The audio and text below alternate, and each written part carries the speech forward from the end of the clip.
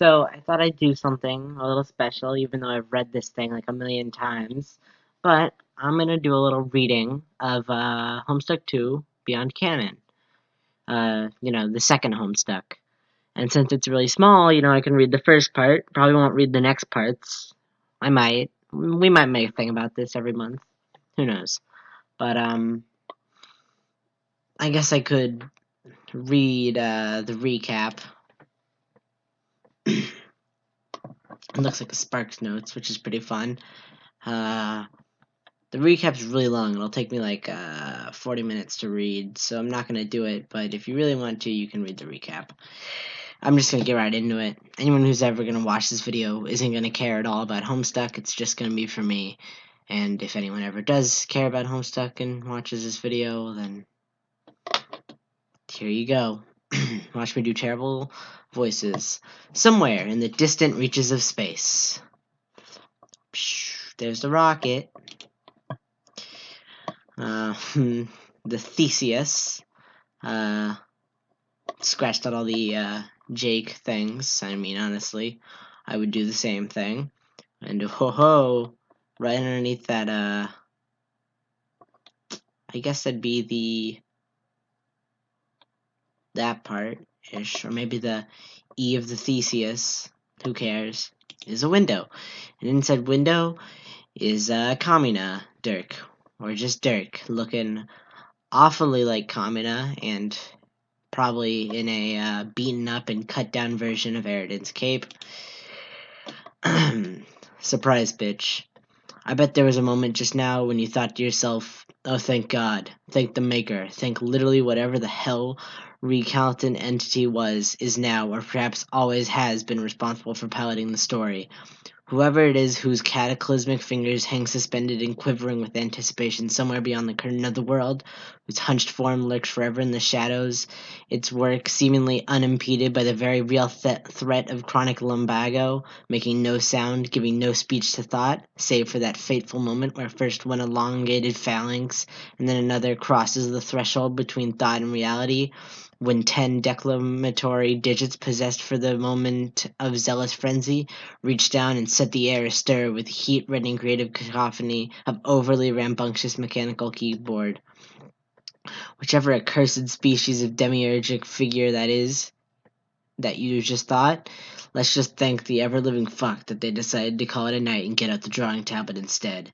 Finally, the story is back on the rails. Maybe we can get back to what things were like in the good old days, where boys were brave, girls were guileful, authors were alliterative, and in various dubious states of double death, and this comic made at least a little bit of sense to more or less everybody. No more dealing with narrators, unreliable or not. No more admitted scrimmings over the bounding metaphorical reality within which everything transpires. No more stupid tang-tinted text. Your collective sigh of relief is deafening. Well, tough shit, this stuff. Dick? What are you doing in there? Oh, fuck. Hang on a second. Gotta take care of this. Rose's voice echoes tinnily out of the newly alchemized computer-integrated shades. The infidelity of the transmission is due to her voice being slightly too high definition for the speakers to reproduce it faithfully. There's an audio format even better than analog, it turns out, and that's what replaced Rose's vocal cords when I scooped up her rapidly dissipating soul and installed it in a robot body. I have it on authority that the canting is sometimes unnecessary to ensure wine is at its best. I like to think that the same was ultimately true of her. Oh, nothing important. To the extent that anything that you or I do is even capable of being unimportant anymore, which extent is admittedly teetering only a few microns shy of Jack Dick right now. The point is, don't worry about it. I'm just doing a little bit of housekeeping. Well, pardon me for interrupting a prior engagement. Don't let me get in the way of all the dusting you must have been doing. I just imagined that you were wearing an apron over your god-tier outfit, and almost felt my facial fuselage buckle under in such a way as to approximate a fleeting smile. Fuck, you got me. Your uncanny seer powers are at work once again. I'm just waiting here for an errant gust of wind to jostle my petticoats, and fortuitously exposing my undergarments to the lurid gaze of whatever prurient Peeper might be watching. Don't look, I cry in futile embarrassment, but the damage is done. My fragile anime purity has been shamelessly violated. Ah, yes, the animes, a bottomless resource of good-natured humor. That ungodly noise of screeching metal you just heard was my titanium-reinforced thorax plumping into a cartoonish posture of helpless mirth. Alrighty, we get it. You're literally a robot. No need to keep pointing it out in every chance you get. I used to get enough of this with autoresponder. I'm just playing along. One of the fundamentals of bad science fiction is that any artificial beings must make their inorganic nature known at every juncture they can. Do overly precise and completely meaningless statistics that you pull out of your ass on the fly also count? Oh, absolutely. That's one of the first things you just sort of spontaneously learn while being booted up. For example, I've calculated that by making these remarks, I have raised the base level of amusement in all my conversations by 36%. Well, I don't personally find them very funny. No, but I do. It averages out, you see. Look at him. Look at the old style. I missed it so much. I missed it so much. I almost cried when I read this for the first time. Just seeing this style, this just everything right here, beautiful. I love it. Mwah. Here's a lava bucket trash can, Minecraft style. Okay, but like, what are you actually calling me about? I just thought you might like to know that we're getting pretty close to your chosen crash site. We can head down to the planet below as soon as Terezi's finished, working on how we do that. How to land? Wait, crash site? Yes, among the features of the ship that were considered indispensable by its creator, which included multiple fully stocked drinks, cabinets, a movie theater, and an 8-lane shooting range, a landing gear appears to have fallen just a little outside the realm of vital, or rather, hurtled into the ground, like we'll be doing in case the messages weren't clear. Ah, gotcha.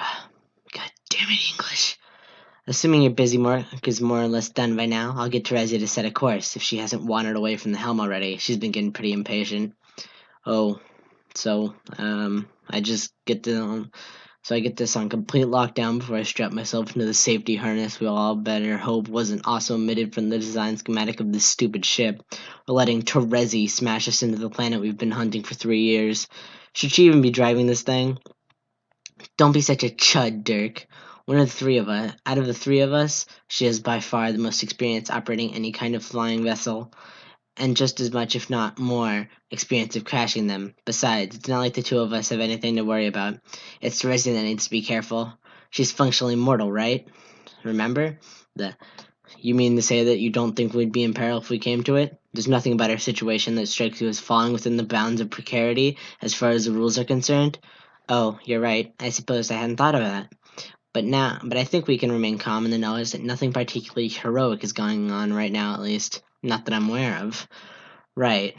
Just give me a couple more minutes here. Then we can head planetside. There's a few stray dust nodes still left to eradicate. Just don't get too attached to having everything organized neatly, will you? And there she goes. Rose signs off the call without much fuss. She knows that I'm not really cleaning, but doesn't care enough to know what I'm actually doing. I know that she knows this, but I don't care enough that she knows, nor do I care that she doesn't give a shit. We're all just here, not giving a flying fuck, like normal, functioning group of people. I walk. Oh no, right. I don't have to do that explicitly. It's easy to get into the habit of just narrating everything, even when it's a bit creatively redundant. This is where the advantage of visuals come in, to make my life as omniscient overseer a little less tedious. I can just do whatever and we can all see what happens. And nobody has to fight with the testy cherub lady for control of their own legs or anything. No need to pull a whole thesaurus out of my ass just so I can go to the bathroom. Seriously, it's a big relief. That doesn't mean this, gestures to narrative, isn't still going to be a thing, though. Sometimes retreating back to the warm, welcoming folds of traditional prose is just going to be the best way forward. And as someone whose mind is uniquely capable of understanding this conceit, I'll be the determining factor as to when and where it happens. I think that's more than reasonable. And yes, I'm capable of being reasonable. All in all, I think you'll find as far as narrator goes, I'm an excellent... on second thought, maybe that's just a little bit of a problematic phrase. Yeah. Yikes, that one's got a sordid history. Best we steer clear of it. We're all lucky I'm around to make those kind of sensitivity judgments on everyone's behalf. Speaking of which, I think it's time I started undoing some of the more egregious mistakes the story has been subjected to over the years. Yes, I'm talking about that guy, the other orange one. Remember him? First got stalked by him for a bit, and it was uncomfortable for everyone concerned. Anyway, the point is that we fucked up big time, and I'm here to clean up the horse shit. It's time to get this story back on the rails, back to what it was always supposed to be. I know it, and you've somehow always known it too. There was something else, some other route that Homestuck was meant to take, but then didn't. A way that wouldn't have spent so much time digging around with stuff nobody cares about. Like, seriously, why do we have to sit through the talking about everyone's most intimate and private feelings for 200,000 fucking words? That would have never happened in Act 1. Where did it all go wrong? I've had some time to think about these kinds of problems and to come up with a solution, and I'm prepared to do what he couldn't. In order to save Paradox Space from the destruction brought upon it, I'll do what it takes, and I don't think I won't. The author is dead. Long live the author. Look, I know what you're all really craving. I've been studying canon, or rather what's left of it, and I think I've found it. The critical moment, in the wake of which everything started to take a nosedive into the protracted, endless slog of sheer insufferability we get saddled upon near the end. It was the single most crucial error in the process that led to the present situation. The day when the story was wrestled screaming from the arms of the readers like a bawling infant, and carried helplessly away from them to be raised according to the whims of a masochistic menace with no thought for you, the common fan. So now I propose we turn back the clock to a better era and take back what was rightfully ours. No longer will the way be subjected to tyrannical rule. No more shall the will of masses be cajoled and broken by the impervious Husnary diktat. Never again will we have to endure the terrible beating of wings as the great month of tritulation arrests the humors with an enormous, terrible old beggar, whose vunctuous, leathery vice grips hold us close and whispers, "I know best," in the dead of night. It is time. My name is Dirk Strader. What will I do? And you could have suggested stuff, and I tried. I did. I suggested Dirk exposize upon us all. But of course, that's not going to happen. Anyways, so Dirk communes and suggestify. Also, just look at that background. Look at that. Look at this. Just everything. What a beautiful man.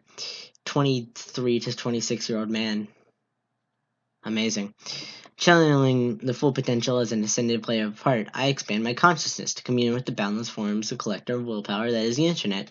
Mind floods with its divine potency. A million formless cries coalescing in a sequence of discrete, formal instructions. It is a maelstrom as chaotic as it is deafening, and yet from its formless, interrupted spat of hard, embellished data, a single suggestion takes form, as if bubbling up from its vast, infinite ocean of possibility.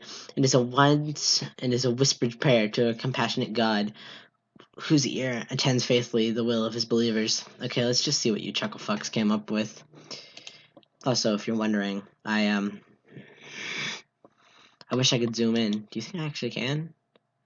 I don't think I can. Well, maybe. Nope. But right over there, there's a little there's a little dent in the glasses that the artist messed up with. Also the Super Hella Jeff face. Also, I've been using the, my regular voice for the black text, Dirk, because, I don't know, I just like being the author. Dirk, stop making Homestuck. Just, yeah. Dude, it was really funny, trust me. When I was, reading this, 2 seconds after it came out, it was insanely funny. Dirk, stop making Homestuck. Slice. You know what? You've convinced me. There's no I'm fucking with this shit. I'm nobody's puppet, of course. But this was just gonna be a little fun we had together, a callback to simpler times. I just wanted to play a game. We're gonna be a part of it. The submission box is my olive branch, dipped tentatively at an arm's length into the trash furnace of creative potential known as online.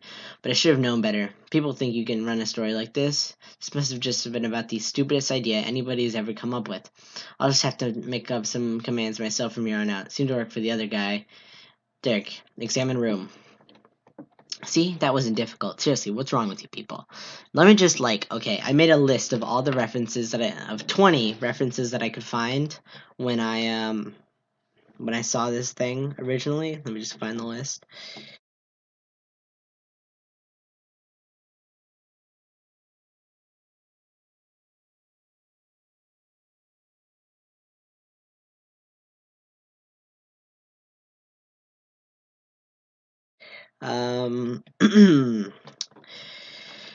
So, I guess while I do this, I'll put up like a image of Dirk.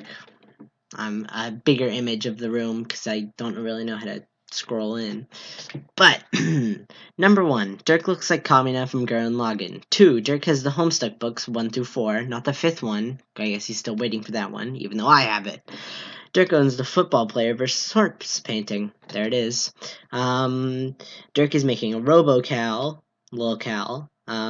Dirk owns the Jade coffee mug and has a plant in it.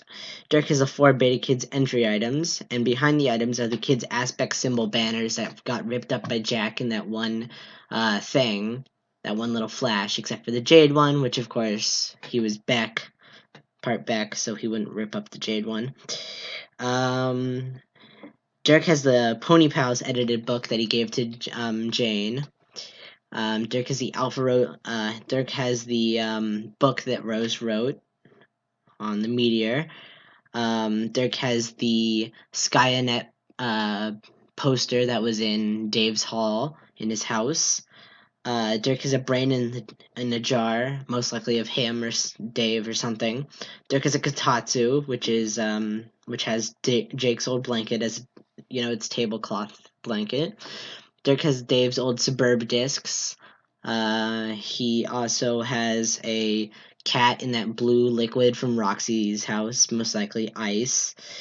Dirk has a Tab watering can, Terezi's rocket pack, troll makeup and a horn, Terezi's drawing tablet that she got in that one flash to make better drawings. He also has his trickster clothes and his God tier hoodie and a black tank top, and he sleeps on the floor next to a body pillow. Some other things. Dirk also has a metal maple hoof. Duh. He's growing succulents. He's got the transporter, Betty Crocker, whatever, ray gun that Roxy uses and Frisky uses. He's got a really buff image of Bugs Bunny. Some, samurai swords, who could leave without them. He also has some anime posters, of which anime I can't see from my curved perspective. He also has a heater, multiple heaters. They're all green for some reason. A chair. It's also green. Don't ask me. His lava little bucket and some plans for, the Theseus. Okay. I'm going to give myself some time to, get that picture down. Okay. 3, 2, 1. I hope the picture's down by now. See, that wasn't very difficult. Seriously, what's wrong with you people? This is my private study on board the Theseus, a light-speed capable vessel built for tearing around the cosmos like there's no tomorrow. This is where I keep all of my prized artifacts, canonical keepsakes, and other assorted objects of historical and/or artistic pertinence. Some of these items were really hard to come by, requiring very creative use of my full faculty as an ascended harp player. The rest was just stolen from my friends' houses when they weren't looking. It's nothing that they'll miss, though. I also keep my Flora of the Succulent Persuasion in here, so I can keep an eye on them. Make sure nobody's eating anything. It's happened before. I didn't read those sentences correctly, but I'm not going back. This is where I come in when I want to sit and think about important plot details, which is pretty much any time I'm not training or laying down mad infidels, a philosophical shit with Rose. It's important to have things around to remind me of where I came from. History, despite its wrenching pain, cannot be unlived, but if faced with courage, need not be lived again. Maya Angelou. The ship itself is being borrowed in perpetuity and has served as our home for the past 3 years. It wasn't originally called Theseus, or anything for that matter. The prior owner didn't even think The prior owner didn't think that kind of thing was worth the effort, but I know better. Speaking of names, I've been workshopping potential designations for the new planet, which we're apparently going to crack the ship against like a bottle of champagne on the prow of a virgin steamer. I still need to talk over it with Rose, though. Dirk, contemplate equine iconography. Ah, there it is. Beautiful. I think that's a... Oh, there's a fancy Santa right there, too. Beautiful, isn't it? This piece of quality deserves nothing less than the pride of place in my own private collection. Why am I being sincere about that? Who the fuck can even say? A parting gift from an old flame. It was given to one of my splinters in a distant timeline before ending up in my possession via lots of complicated shit that I don't want to get into. This painting used to belong to one of the most powerful men in Earth's history, and now it belongs to one of the few people ever to hold him in the palm of their hand. It came with a note which has since been misplaced, but I know the words by heart. Dear Dirk, in memory of our precious time together, when you look at it, think of me, and be reminded that while we breathe, we hope. B.O. Barack Obama. Paint, paper, get to work. Nah, this is face paint, not for the painting pictures, unless those pictures happen to be on a face, I guess. This set of paints and charred remains of my horned headband are the only surviving relics of the first and last worldwide interspecies role-playing session we ever attempted on Earth-C. I don't even know how to tell you how happy I am to see these little, sprites, okay? I don't even think they're ever gonna appear. I don't think the Carcat sprite's ever gonna appear or something, but it feels so good just to know these sprites. Anyways, also smiley face. Calliope got it into our head that dressing up in cosplay would be a fun community activity.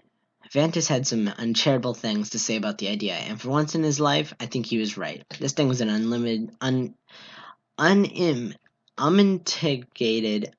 unmitigated disaster from start to finish, a complete bloodbath. I'd spent months perfecting my character. Countless late nights were devoted to scrupulously studying the intricacies of old Alternian culture. Every inch of my body was coated in cloying, meticulously sealed gray paint. Yes, even there. I know you were thinking it. It was the perfect persona. I was a high blood called... no, on second thought, let's not get into it. Some things are too painful to remember. Inspect delicious houseplants. 3 years is no small amount of time. While I spent a lot of it in pursuit of greater understanding of compound and philosophy, that doesn't mean there wasn't room for life and love in the equation, too. Plants are basically the ideal friends. They don't constantly question your decisions or try and undermine your authority, or suggest that perhaps you should try talking about your feelings every once in a while. Plants lie down in the dirt and take it, metaphorically speaking. I've genetically enhanced these succulents to make them more hardy in low-gravity environment. They all got drastically discolored as a side effect, but frankly, they look better like this. The downside is that I'm not the only person who has taken a liking to them. And speaking of which, delicious houseplants... Oh, God damn it. Inspect delicious houseplants. That's a bad Terezi voice. Oh, God. I don't even know. I've always done Terezi's voice in my head, but I could never get it to, do... I can't get my voice to do it. Give me a second. Whatever. We'll just go with, the worst one ever. Be warned. My Terezi voice is terrible. You should have seen your face. It was as plain as featureless as ever, just like the cloying tang of your overbearing orange-eyed prose. How does it feel to be dancing to someone else's tune for a change, you poofy-panted pomegranate princeling? Okay, I thought it said poopy. Terezi, always a pleasure. I see you found the command terminal. Please feel free to stop fucking around with it right now. You're messing things up before we even get started. I wasn't finished.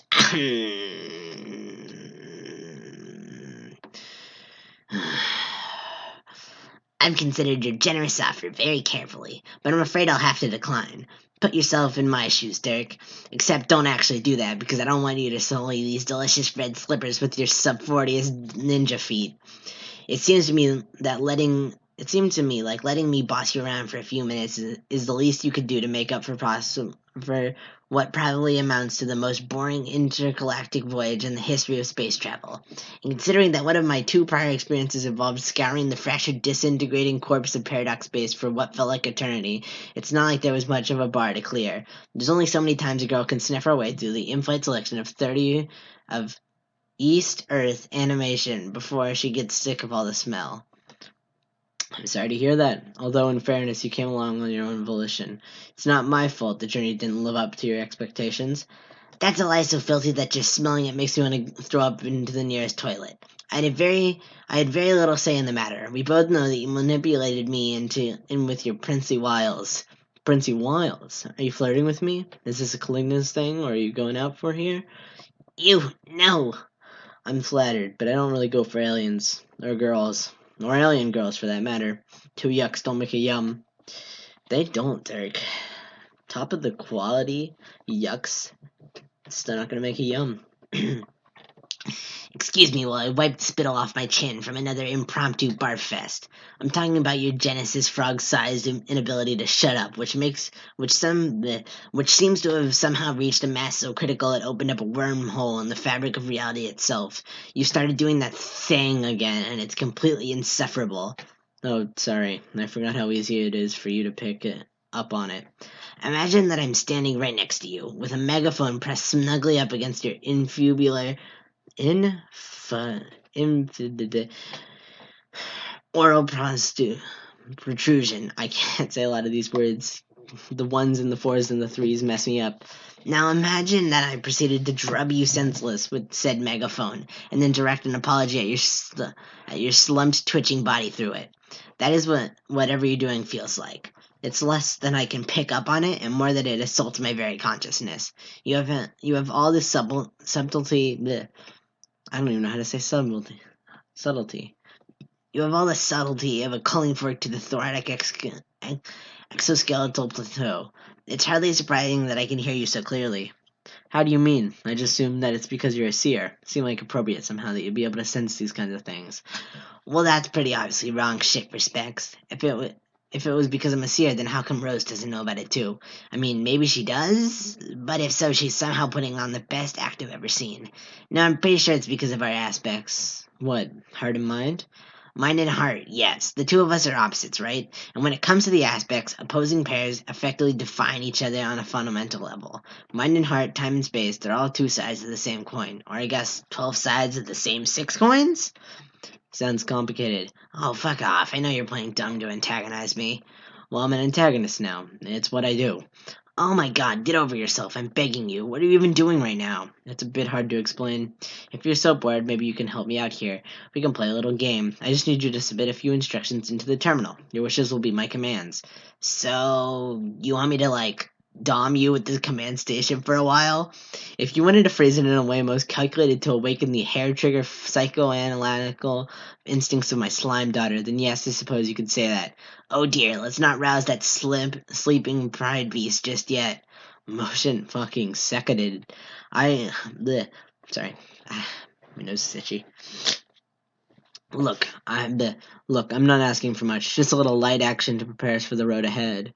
Nothing too off the wall. You're a strange and funny girl, Teresi, but you're less likely than certain others to leave the equivalent of a steaming pile of horse manure in the submission box.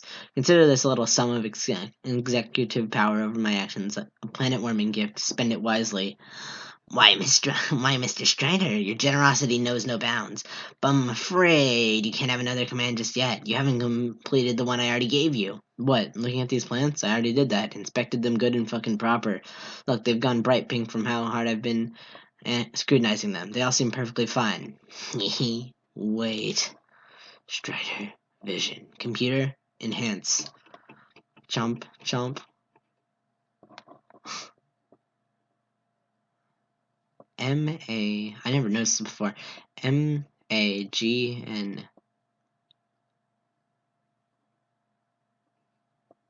Oh, magnification times 4. Neat.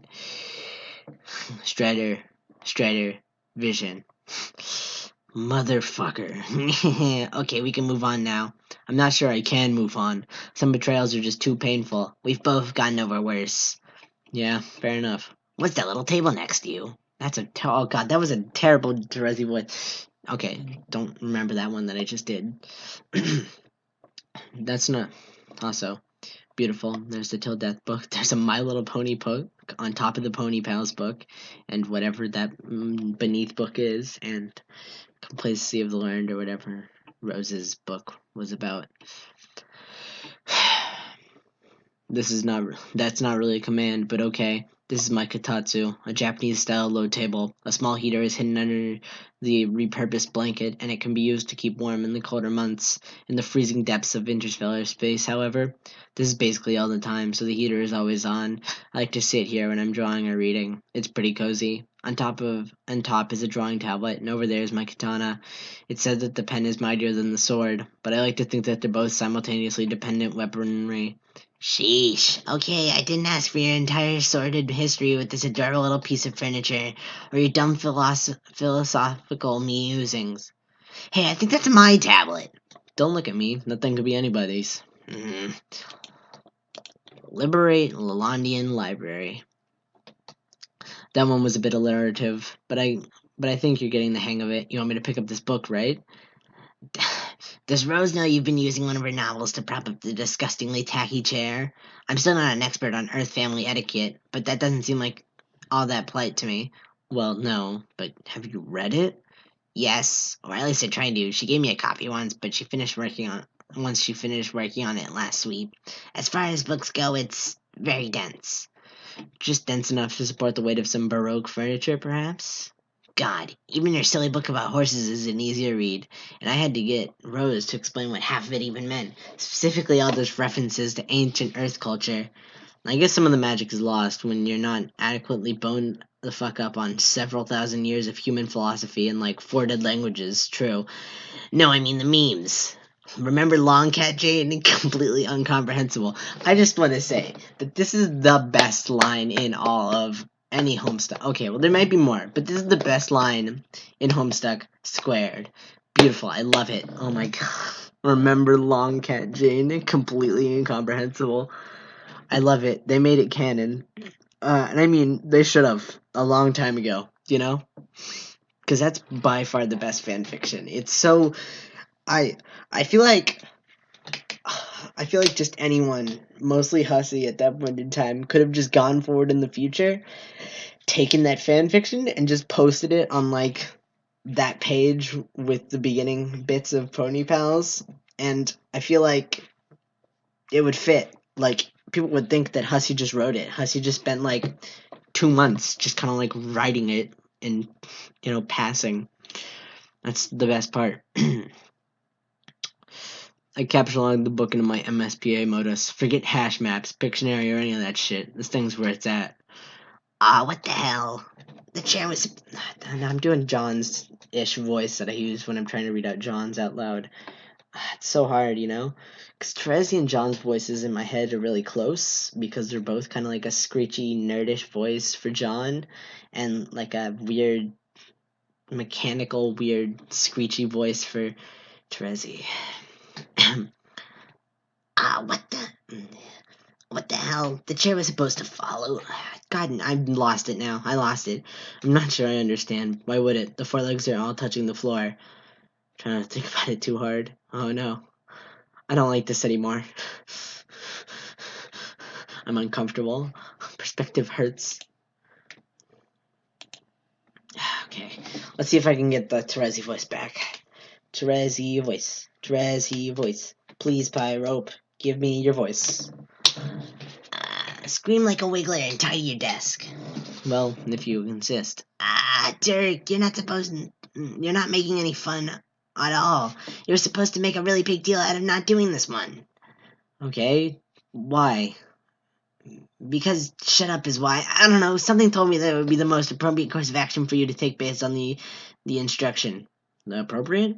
Maybe that's not the right word. Maybe it was just the thing that seemed funniest in this moment. Like I was setting you up for a joke and you didn't deliver.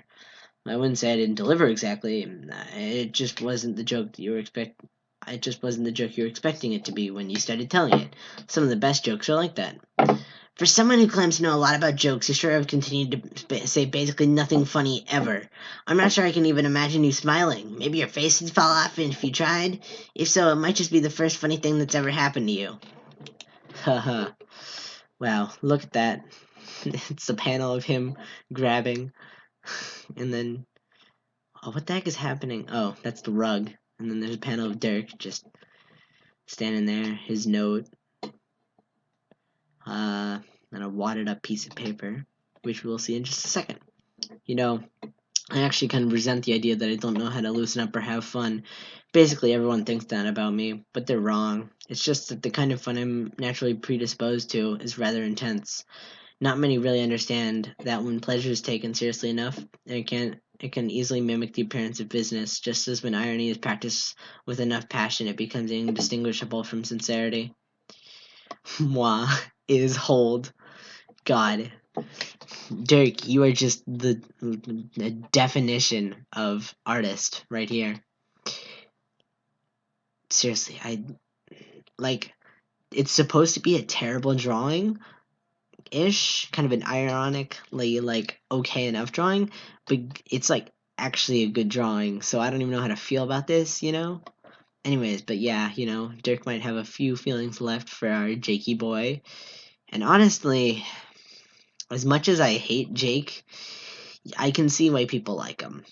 I'm not gonna say that I don't explicitly like Jake. He's a good enough character. Well, actually, no. Jake's a terrible character. I hate him, but it's not as bad as some of the other ones, like Gamsey. Do you want to talk about it? Absolutely the fuck not. Okay, why even is all that stuff just lying around over there anyway? Are you arranging a shitty little art gallery on the floor? Not quite. Something a bit more important than that. We've made good progress right now. So here, let me show you something. God, I love the art style too. It's just so I missed this. Of course, I wasn't into the comic when it ended in 2016, but when I got back in, when I first read it, beginning of 2017, almost a year after it ended, I read through it really rushedly, but I still really liked the artwork. And then I read it. Yeah, 2018, October of 2018. I'm forgetting everything. October of 2018, I got back into it and actually read the whole thing. And then I read, the fan comics and, Homestuck continued or whatever, that one webcomic. It had all that art that looked exactly like this. I mean, of course, all the art does. Anyway, so it's just a funny picture all around. I really like this. This is... I don't even know what to say about this. Honestly, I don't even think I can give commentary on this, It's just so perfect. Smell this, Terezi? This is a panel. Okay. Can you tell me what it's depicting? Hang on, I need to get a little closer to the screen. I'm sorry for your ears, I know I'm about to do this, but, oh, that hurt my throat. No good. I'm having a hard time making it out over the delectable rug you're standing on. That's alright. This actually helps me illustrate my point. The panel is a drawing of me showing the panel to you. Now what did I do there? You dropped it back on the floor again. Yeah, but in the panel, I'm still just standing there holding it up. In order to communicate that what I did to anyone watching, you need another panel to show the result. I've been reading Dirk's voice and my voice. I gotta tone it down.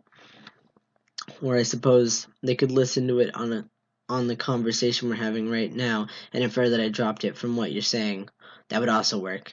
In that case, the words would provide the information that the picture would have done without me having to pull a whole new panel out of my ass just so that someone could confirm that yes, I in fact did drop that panel on the floor. That's the one thing I always found difficult about making comics with Dave. I'm going into the John voice again. Why? They're both bluish and there's such similar voices. In fact, if we ever hear June, I guess he'll be called next time we see him, talk, I'm gonna mess and it's June and Terezi. You're gonna have such a trouble figuring out who's talking. Whatever. That's the one thing I always found difficult about making comics with Dave. You have to draw everything. Exactly, but sometimes visuals are just more effective way of doing things. So finding the right combination of words and pictures to communicate an idea efficiently is where the artistry lies, and sometimes that means dispensing with one or another entirely new and appropriate, like so. Not again! Oh, simmer down. Actually, it's black text, so, like so. Not again. No, simmer down. What I'm trying to communicate to Therese here is that there really doesn't need to be a panel showing anything at all for a given beat of story. Obviously, most of you know this already, since lots of stories get by well enough without a single visual element. For the sake of precedent, I'm saying that we can cloak the visuals entirely and continue with narration alone. Replacing the panel with a block of text like this is what we call a prattle from now on. Such a device will be vital going forward, and so I dedicated some time at the outset to acclimating acclimatizing you to its effects. I keep hitting my table. Its purpose is entirely practical. Things have been going on a little slowly for a while, but now see how much we are able to accomplish with just a few statements? Terezi begins feeling a bit impatient with all this metaphysical discussion and decides to turn her energy back to the most notable of pursuits, pranksterism. She starts sending a constant stream of rapid-fire commands through the terminal, her fingers fluttering over the keys like wings of 1,000 migratory monarch butterflies. And just as quickly I spring into action, performing every last one of her instructions to the letter, no matter how brazen, physically strenuous, or narratively questionable. The layout of the entire room is rearranged. Furniture is overturned, books are defaced, and posters desecrated. Objects are picked up, put down, discarded, combined, separated, and ejected from Solidexes in all manner of directions. Trex's debasements aren't confined merely to fucking around with the upholstery. Oh no, her commands start to take a turn towards the slapstick. Pratfalls, feats of contortion. The increasingly ridiculous facial expressions are called for. She has me undertake the most intense workout routine Paradox's Space has ever seen, all while whistling the entire discography of the Swedish pop group ABBA, which she's been taking a liking to recently for some godforsaken reason, and which coincidentally was a favorite cultural weapon of her imperious condescension back on Earth centuries ago. Mamma Mia in particular was repurposed as a sugar-coated propagandist piece, calling for worldwide submission to the Batterwish's dictatorship. My, how can I resist ya, as the old saying goes. Oh man, I love that line. I also love ABBA. Various arcane and legendary dances are exhumed from the tomb of and performed with an anachronic. Like, some of these words are really big. Like, I've been doing great reading all this, but geez. Reckless abandon on every horizontal surface available. To Charleston, the mashed potato, all numbers of river dance in alphabetical order. Then I'm instructed to sit smack in the middle of the carpet and begin slapping myself silly. Just absolutely go all in and hold nothing back.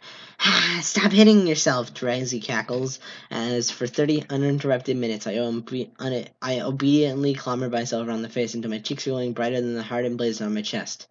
You're welcome. Okay, that was pretty good. See? I told you. I told you I could have fun.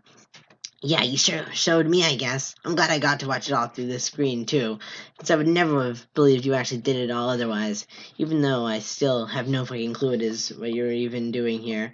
Can you just hurry it up so we can finally get off this ship? Come to think of it, maybe I could end this right now by typing the right command. I'd rather you didn't. It would be inelegant. Why do we even have this thing anyway? I thought they were for exiles to use. Well, normally they are, and normally those are the only people who ever use them. A terminal's function is not to act as means of communication between two disparate parts of a time loop, a passage through which information can travel that aids in such a loop's successful completion. And within the context of the game, that's all they're used for. But beyond that, they're convenient and effective means of subtle psychic suggestion at a distance. It doesn't seem all that subtle to me. Well, no, it's not. At least not for us right now. But that's because your presence as a guiding influence has been revealed.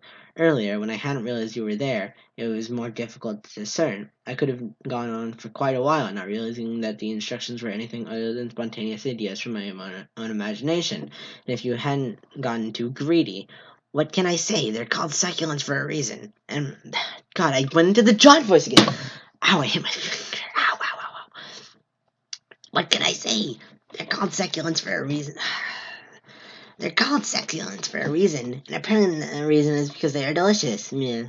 No, I mean you've started being too obvious. Your personality bled through to an extent that was impossible to ignore, and so the spell was broken. But if someone with a lot of skill give it a try, there's no reason why you couldn't keep providing commands indefinitely. Would the commandee none the wiser? On second thought, that sure sounds sinister as shit. In the wrong hands, maybe, but don't worry, this is part of the plan. The evil plan? Evil's a very reductive word. I prefer to think of it as just a regular-ass plan. Is all the other stuff in here part of the regular-ass plan, then? Something like that? There's a whole lot of junk. Wow, I haven't even smelled some of the garbage in weeks. Oh, wait, is that... Oh,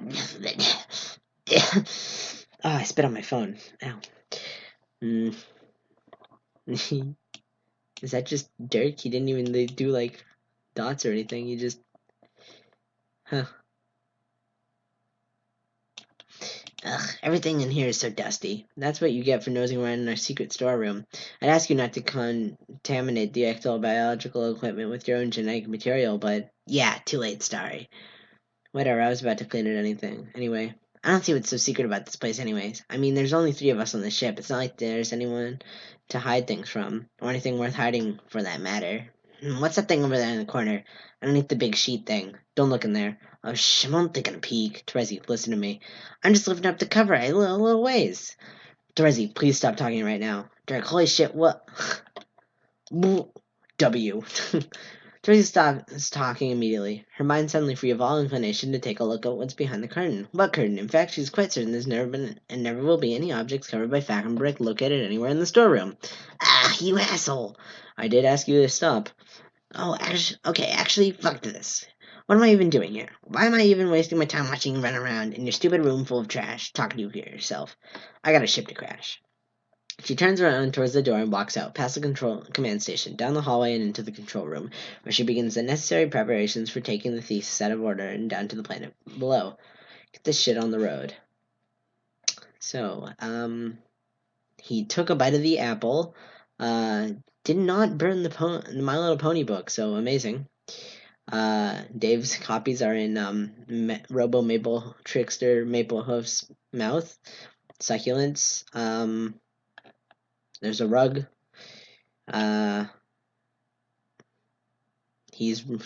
She made him write in her language. There's a brobalone, so pretty cool. Tidying all finished, in a manner of speaking. I've given Terezi the all clear, or I guess just kind of pissed her off enough to kick this whole thing off once and for all. Okay, so I guess today is finally the day everything's been heading towards. You could put it like that, yeah. At least we're aiming to frame it that way. Our actions from this point will form part of a crucial inner mechanism, tucked away beneath the tightly sealed metallic surface hatch of reality, one which will be of our own creation, but with all practical considerations might as well have always been there, and if we are successful, the distinction won't be significant enough to matter to just about anybody. They'll be too busy getting their minds' dicks collectively blown. Would you say that we're imploring people to suck on this? Oh, absolutely. Get the hand-illuminated invitations ready for the fucking double. Hilarious phallotoid imagery notwithstanding, there's something about today that feels exciting. I can understand that. We've been waiting a long time. I was going to say pretentious, with both positive and negative connotations that word usually has. You've got misgivings, then. I wouldn't even go as far to call it that. What I'm feeling is hard to explain to somebody whose being is not inextricably linked with the very concept of fortune. The sensation probably doesn't even have a name. Come to think of it, not too many people have ever been in our position before. Just about none, I'd bet. Right. But if I had to describe it, I'd say it's misgivings, hunches, doubts, and so on supported on a foundation of unknowing. And along with that absence of knowledge comes a commensurate feeling of dread or worry. Fear about the political calamity yet to come.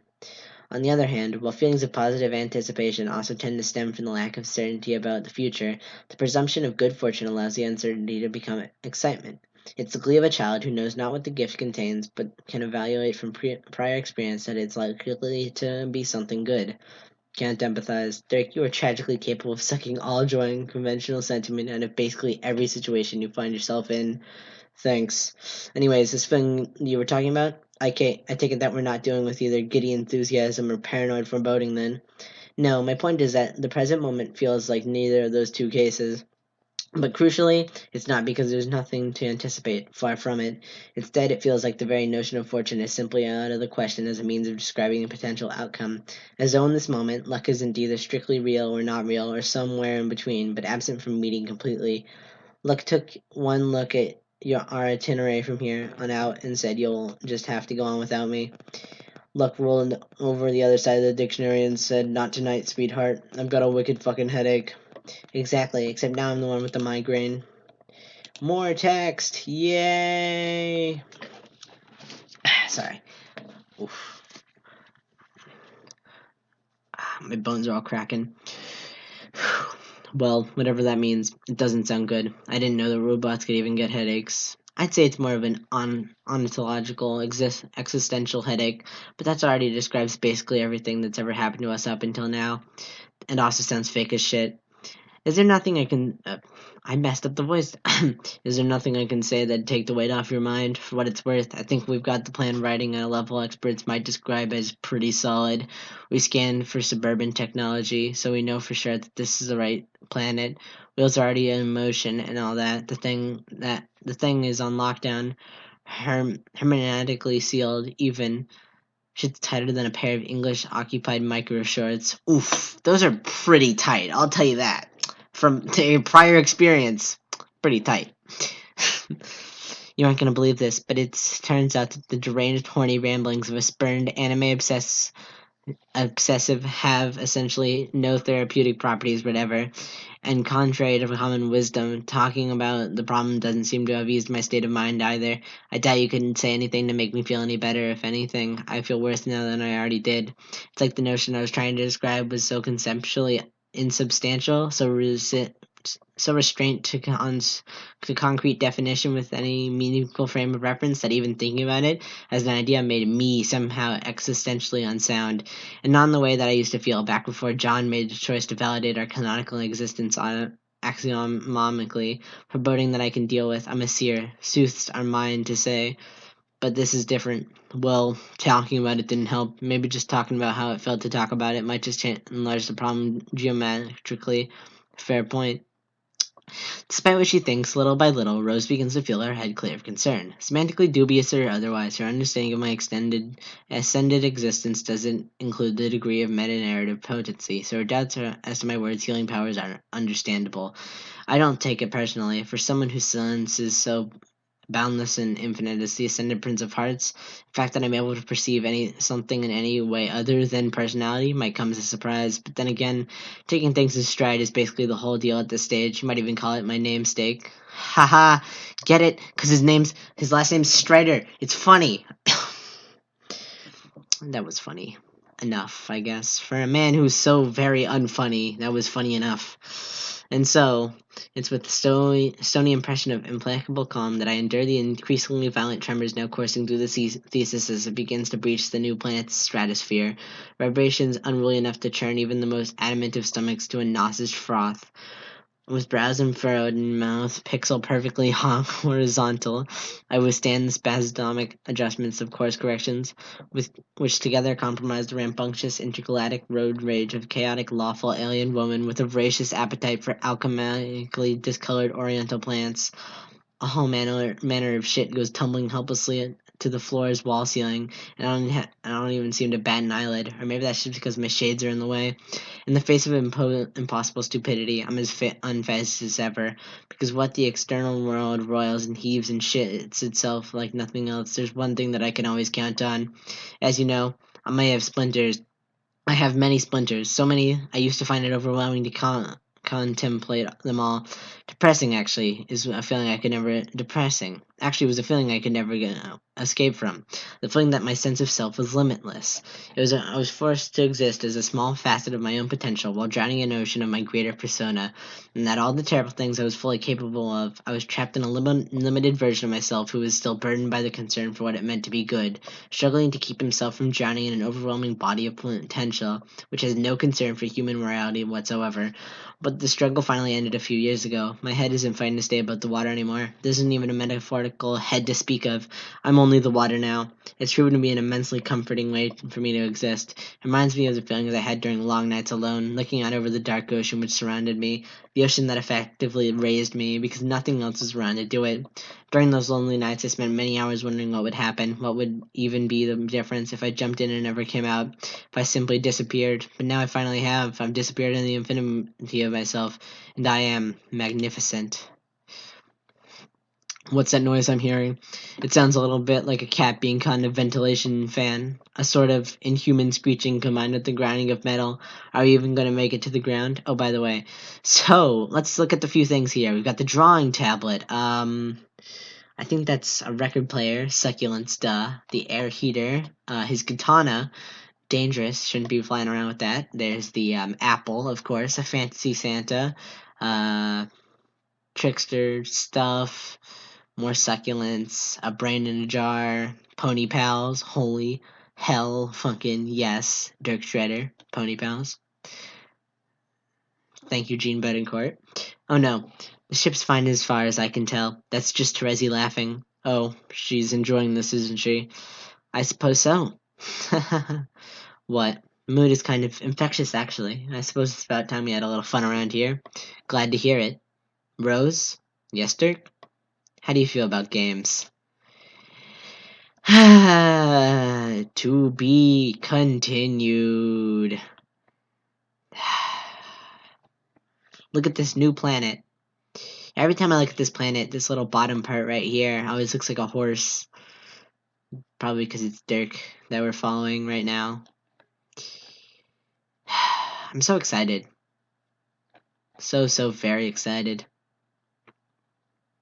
Donate to the Patreon if anyone ever watches this. Because I'm not going to be able to. I don't make my own money yet.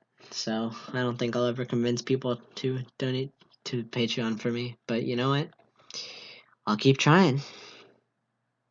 Anyways, so I guess while I'm sitting here, I'd talk about my thing and how I feel about Homestuck. So when I originally read through all of the epilogues, or more, I mean, I went through Meat and skipped all the boring parts, and I went through Candy and skipped all the boring parts. And then I read them again a month later, like full way through. And even though I forget most of the things that's happened, the first thing I thought of both times when, they were talking about John and stuff and how they were going to make this new Spurb session, which, as we know from reading, it has the frog temple and stuff, so it's ready to be Spurbed. Was that they're definitely gonna make him into a sprite. There's no doubt about it. Now I don't know if he'll be like, oh yeah, now I'm suddenly June, or maybe I think would be fun if he just became a sprite and then either Terezi or one of the people who is going to play the games combines himself with them, self prototypes with John Sprite, and then he'll just be like, I guess I'll just go by June, and that'll be how they'll solve the June problem. But yeah, that's all I have to say about this beautiful reunion that made me cry when I first read it because I was so happy. See ya.